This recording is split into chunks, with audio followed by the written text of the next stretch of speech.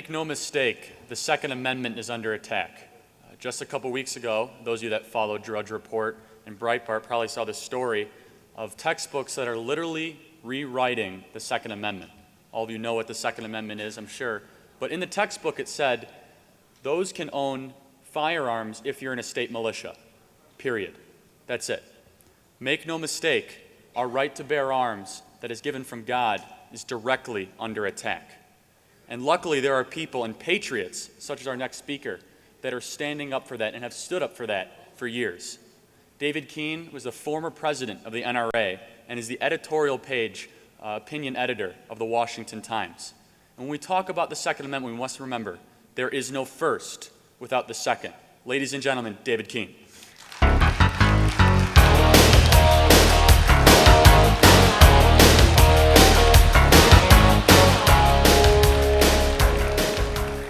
Thank you very much. Thank you. You know, when I left the ACU to go to the NRA, a reporter asked me what that was all about. I said, well, I used to have to argue about ideas. From now on, it's going to be hardware. And now that I've finished my term at the NRA and I'm at the Washington Times, the truth is that what we are about is all about ideas and a little hardware.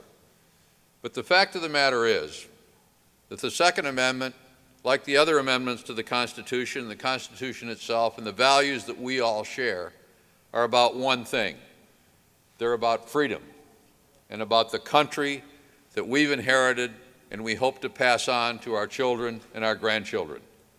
That's why you're here. That's why you're involved in politics. That's why you're involved in looking for the best policy solutions to real problems, solutions that are consistent with freedom. But throughout history, there have been those who don't share that concern about preserving individual freedom in this country or anywhere else, and they look at the world very differently than we do. And essentially, we get divided into two camps: those of us who put freedom, individual liberty, tradition, custom, and our values at the top, and those who look at the world as something that should be molded into their image and their vision of what the kind of world they want would be like. The President of the United States and those who surround him have a different vision of what a perfect society would be like than we have or that Ronald Reagan have. The city that they would build on a hill would be a very different city than the city that was envisioned by Ronald Reagan or by us. One thing about them is they keep their perspective and they know where their friends and their enemies are and who they are. I find it ironic, for example, that they tell us we should not ever judge all Muslims by the actions of a few lunatics. But at the same time, they encourage us to judge all gun owners by the actions of a few lunatics.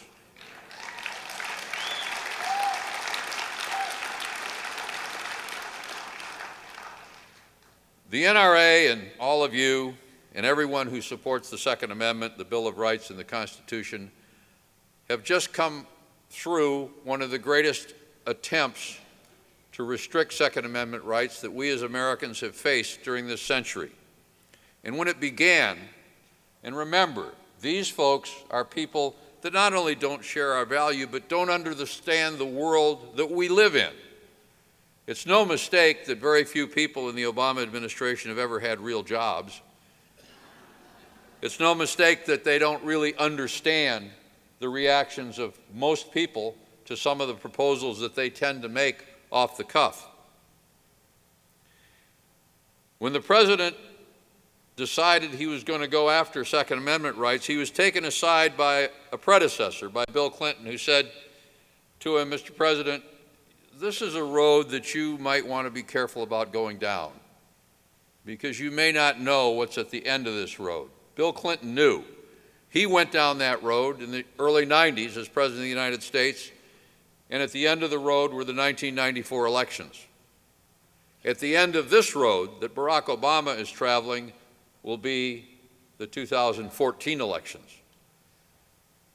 And if the American people's values today are what they were in 1992, 93, and 94, the results could be just as interesting as they were then.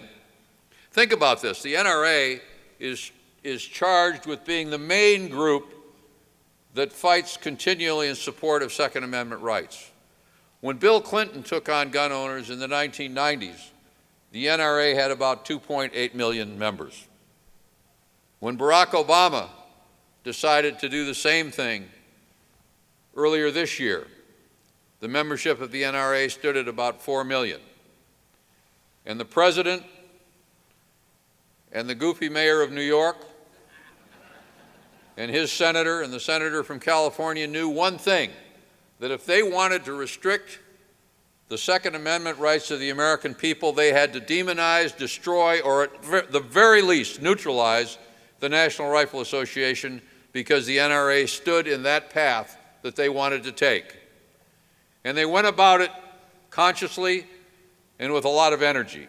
They knew that to take down the NRA, they had to take down Wayne LaPierre, our executive vice president. Remember the vitriol that you witnessed as we spoke out. Headlines saying that Wayne LaPierre was crazy. You know, during the campaign, one of the most balanced journalists in the country, Chris Matthews, suggested that when we said that if Barack Obama were reelected, he could be expected to go after the Second Amendment rights of the American people, Chris Matthews said, "You're clinically insane if you think the president would ever do that." Remember, this is a president who ran ads saying, "I will not take your gun, I will not take your rifle, I will not take your shotgun, I will not take your sidearm. I'm a believer in the Second Amendment." That's what we call bunkum. And we warned during that campaign that what was going to happen would happen.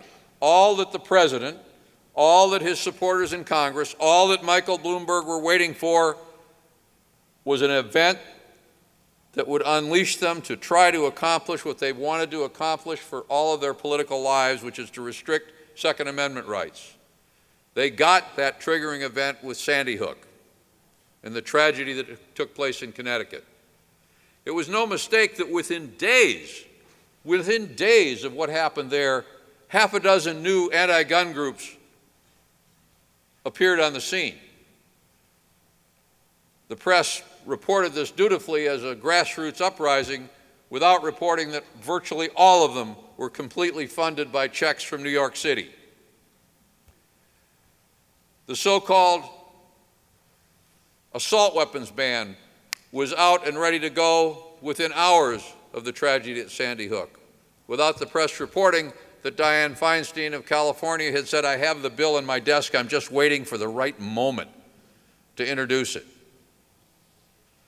And in the days that followed, remember the president's speech. Today in politics, everything's a narrative. The narrative is all important. And the president was telling the Senate and his supporters, "You don't need to worry about gun owners because they support me."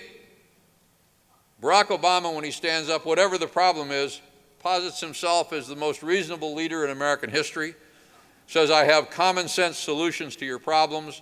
If it weren't for some evil special interest, everybody would already have agreed with me." In this instance, the special interest was the National Rifle Association and the gun owners of this country. And as he delivered his speech, his friends in the media were saying that the NRA no longer mattered. "Senator, you can vote with the president because gun owners aren't going to hold you responsible for your vote," because really they agree with it. You remember all of that. My friend Mark Shields on public television appeared the night that Barack Obama gave his anti-Second Amendment speech and said the National Rifle Association is crumbling. Members are leaving it in droves. My friends, that day, while that speech was going on, 58,000 Americans picked up their telephones and joined the National Rifle Association. By the time the United States Senate was ready to vote and reject the legislation that Mayor Bloomberg and his friends wanted, 1 million new members had joined the National Rifle Association. The narrative began to collapse. I knew that the narrative was collapsing right after the governor of New York, Andrew Cuomo, forced through the most restrictive package of gun restrictions that you can imagine, and somebody from New York called and said, "We're so upset, we're going to have a rally at the Capitol. Would you come up, please?" I said, "Sure." I arrived. It was 30 degrees. It was raining, and there were more than 12,000 people on the lawn in front of the Capitol. I talked to a governor in the western state, and he said his legislature, or liberals in his legislature, had come up with a package of firearms restrictions, and that his office got 200,000 calls. I didn't even know that in that state there were 200,000 telephones. But he got 200,000 calls, and he said at least 195,000 of them were people saying, veto those bills if they pass. They didn't pass. The Senate finally listened, rejected all of these things, and Michael Bloomberg and others says, we're going to go to the states. So they went to the states. I had gone to Colorado earlier to meet with the leaders of both houses of the legislature and with the governor. And when I saw the governor, it was shortly after what happened in New York, and Governor Hickenlooper, I said to him, "Governor, the press has been asking me why I'm coming to see you." And he said, "Well, what did you tell them?" I said, "I told him, Governor, that I'm coming to see you because you're not Andrew Cuomo, and that my advice to you is going to be, don't become Andrew Cuomo." He didn't listen to that advice. And two of the leaders in his Senate who helped him push through those gun restrictions lost in a special election that sent a shockwave across this country.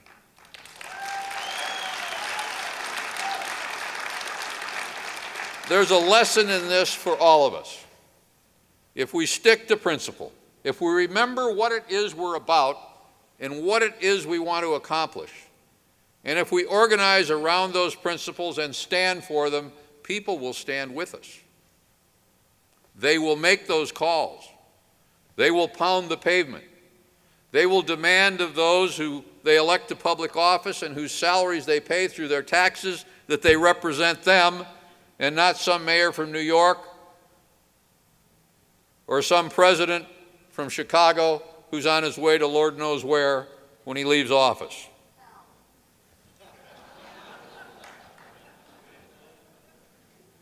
We have an advantage that none of these folks have. In Colorado, and this is on the Second Amendment, but it applies to other things as well, in Colorado, those who were objecting to the gun grabbers were outspent by 8 or 9 to 1. The mayor from New York sent in checks. His checks were ironic. He sent a group $350,000 so they could run ads decrying the fact that out-of-state money was coming into the state. So we didn't spend more money than they did.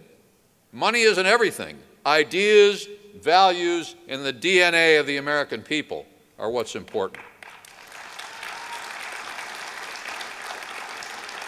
In the midst of all this, when the president said all we need are some reasonable restrictions and that the Second Amendment doesn't mean anything, remember we've had a Supreme Court justice go to Europe and say if you're in a new and emerging country, the one country you do not want to emulate in writing your Constitution is the United States.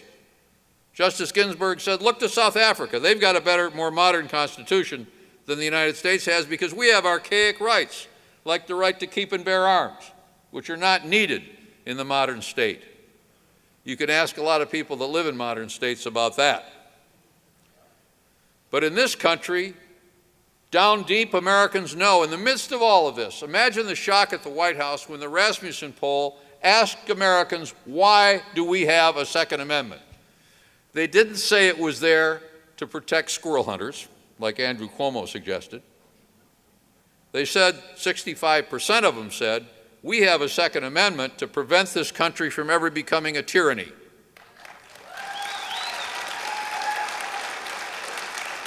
I leave you with one thought on this issue.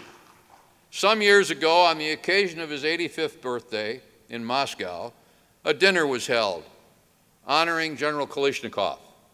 General Kalashnikov, as many of you know, was the man who in the travail of World War II invented what became the AK-47. He's one of the few heroes that Russia has. Most of their heroes were tainted by 70 years of bad politics. So they held a banquet in his honor on the occasion of his 85th birthday in Moscow.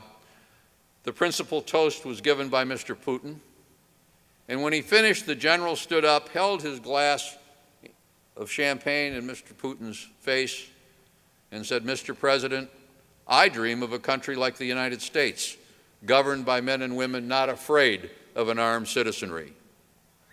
I think about that dinner a lot. Think about that. That was a superpower. There are countries all around the world inhabited by good people and bad, but in all of those countries, good people can only dream about the country that we live in, the country that we've inherited, not just from the founders, but from generations who spilled blood and treasure to make sure that what we've inherited is the country that they got from their forebears. Our job, our challenge, our task is to make sure that the country that we inherited is the country that we pass on to those who come after us. And we're here today because we all know that working together, we can do just that. Thank you very much.